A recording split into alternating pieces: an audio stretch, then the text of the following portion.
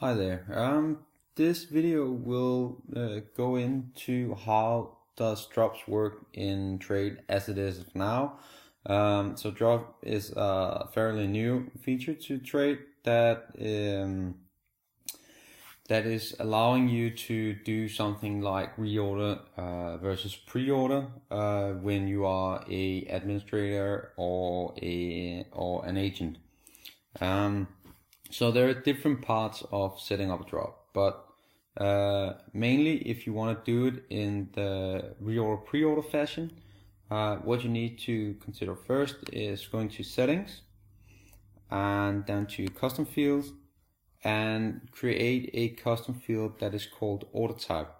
So the order type is going to be the differentiator in regards to if it's a reorder order type, then the order should be the pieces on the order should be reducted from your inventory, versus if it's chosen to be a pre-order order type, the inventory shouldn't be touched because you don't have any inventory on a pre-order. It's just for your in-sell to be able to create orders on your upcoming collection. So here on our demo account, we have created this custom field. This is how it looks. So we're saying that the label is order type. It's going to be attached to orders. It's not required for anyone to fill out, and it's visible for both brand and retailers. And we've done a field type called radio select, where our two options is reorder or pre-order. This is not shown in forms because we're going to select if the order type when we create a new order in the backend module, or we could put it in to do if we as an agent want to do a pre-order in the web shop. So just close this down again. This also means that we have to do some settings in regards to our inventory. So when we've done our order type custom field, we're going to inventory setting, and here we're going to say that our inventory shouldn't be regulated if the order type of an order is pre-order. This also means that for my customer can say they're not allowed to buy more than what's in stock because they're only allowed to place reorders. But now I can also say that brand users, so that would be agents or myself as an administrator, should not be allowed to place an order on something that doesn't have an inventory number unless I do it as a pre-order. So I will attach this and click save, and then I can start actually. Last thing I need to do here before we can create our drop is go to sales settings and say that every time I do a new order in the backend, I should apply which drop I'm about to start an order in. And again, that comes back to the whole inventory part. So make sure that this is selected. So from here, I'll go to orders, press drop, and in here I can create my drop options. So we did the pre-order reorder in our custom fields that you just saw a second ago. And here I will do the same options. So a reorder or pre-order. I can call them something else if I want to, but for the for the educational part of this video, we will just call them the same. If I click edit on one of my drop, you can see that it's active. I have said that the order type of when I choose to drop reorder should be reorder. In this case, I also have a different custom field that says expected delivery. So it's a standard set for every reorder. It's not mandatory. It's just I got an extra custom field for this. I can also, if I want to split up my products, so saying that my AV my AV 19 collection, that's a reorder. I will have to create a product group that collects all my AV 19 products in one product group, and I can go in and say products in this product. When I choose this drop, I should only be allowed to see the products that I have attached to the product group that I combine with my drop. It's a bit complicated, but not more than I'm sure it will be clear when we get to that part in this video. So just for the showing, I will click this on, press save, and I will do the same for my pre-order. Here, difference, I have chosen the order type to be pre-order, so it correlates well with our custom field. Press save here.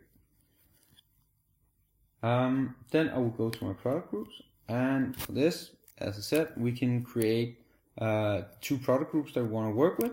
So we can say reorder, and all products that would be placed in this product group should only be limited to the drop reorder, and we will do a pre-order as well and say the same. Cool. Now I will jump into my products, and I will say, so my whole, for this we will just do SS18 as our reorder. So here we have a full collection, and I can do this in a bulk fashion. So I can say edit product groups and go in and find the reorder we just did. I can write as well if I have multiple product groups. Click here and press send. Now we just run through and update all the products in that we've chosen. So the more products you have, the longer this will take. But you will just have to do it for all the products that you would like to be in this reorder. See, now all our SS18 products are in the reorder, and we will choose the AV18 as our pre-order. Alright. So we'll do the same. Find pre-order, press send, and wait for it to be updated on those as well. And when that's done, we can start looking into creating our first order with these new drops.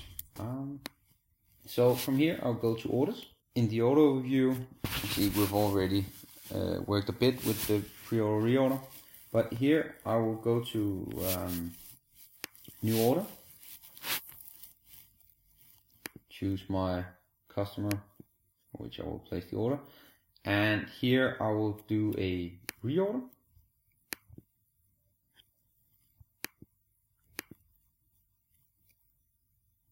And we'll just wait for it all. So as you can see here, the only thing that's available for this type of order is our SS18 products. So those are the only thing, and I won't be allowed to purchase more than what's in stock. As you can see here, we've overreached the limit.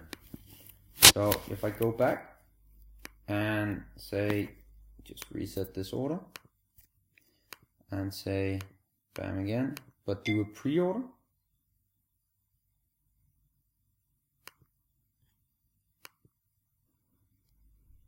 and now we have the AV, and here you can see here there is actually put stock on the product, but if I say I want to order 3,000 pieces of this, add to order,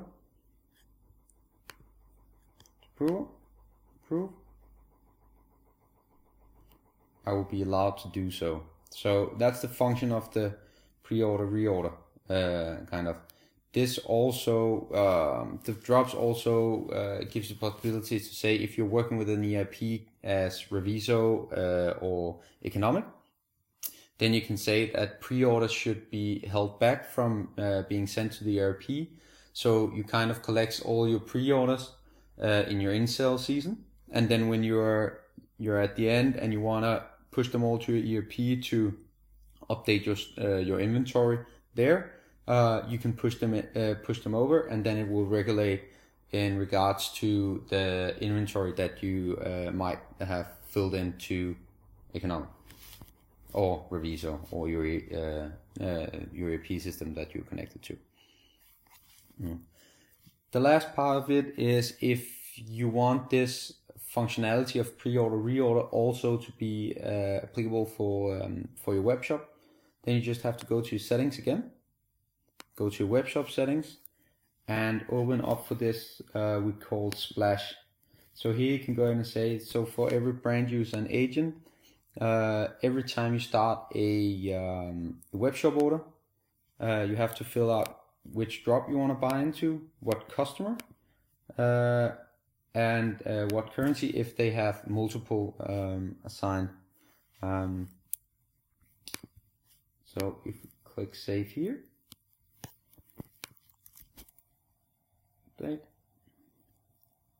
and if I then go to the shop, then I will be asked to choose the customer and the currency in this case, because nothing is selected on the customer card, and what kind of pre-order or reorder, what kind of type that I would like to tap into. And that again will apply to, are they able to order more than what's in stock, or will it be allowed to what can you say, to order everything. If you're going to do this part in the web shop as well, please reach out, because then you also have to do some settings in regards to your navigation points on what should be available in the different drops, so you don't have mix up of pre-order products and reorder products. So a lot of steps and informations in regards to getting this up and running. Please feel free to reach out if you have any questions or you want to have this functionality set up. We'll be more than happy